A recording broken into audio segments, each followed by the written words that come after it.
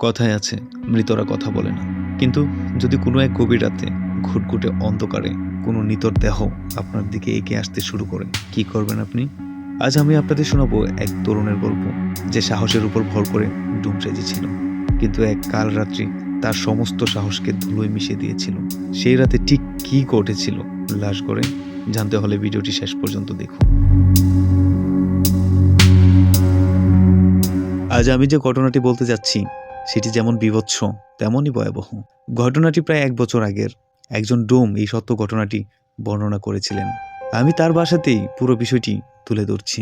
যখন আমি ডোমের চাকরি পেলাম, তখন অনেকে আমাকে বারণ করেছিল এই কাজ না করতে, কিন্তু আমি ছিলাম সাহসী এবং টকবগে যুবক। মানুষের কথায় কি আর সরকারি চাকরি ছাড়া যায়? আমি সময় মতো কাজে যোগ দিলাম। প্রথম দিকে শুধু দেখতাম তারা কিভাবে লাশ কাটে।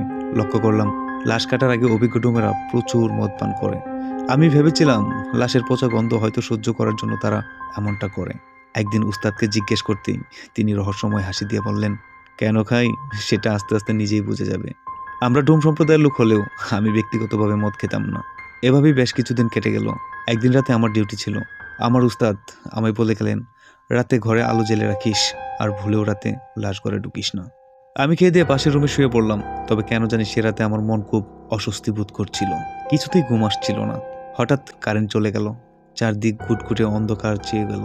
অসহ্য গরমে আমি যখন গেমে নিয়ে উঠে বসলাম, ঠিক তখনই আমার পাশের লাশঘর থেকে অদ্ভুত একটা শব্দ শুনতে পেলাম। মনে হলো ভেতরে কিছু একটা নাড়াচাড়া করছে। ভাবলাম কোনো শিয়াল বা কুকুর হয়তো জানালার ফাঁক দিয়ে লাশ খাওয়ার জন্য ভেতরে ঢুকেছে। আমি অন্ধকারের মধ্যেই হাতড়ে হাতড়ে লাশঘরের দরজা খুললাম।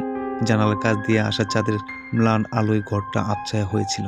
হঠাৎ আমার মনে পড়ে গেল আজ আসা সেই ফাঁসি দেওয়া মেয়েটি লাশের কথা। 3 দিন আগের পুরনো লাশ হওয়ায় সেটি ফুলে বিভৎস হয়ে গিয়েছিল।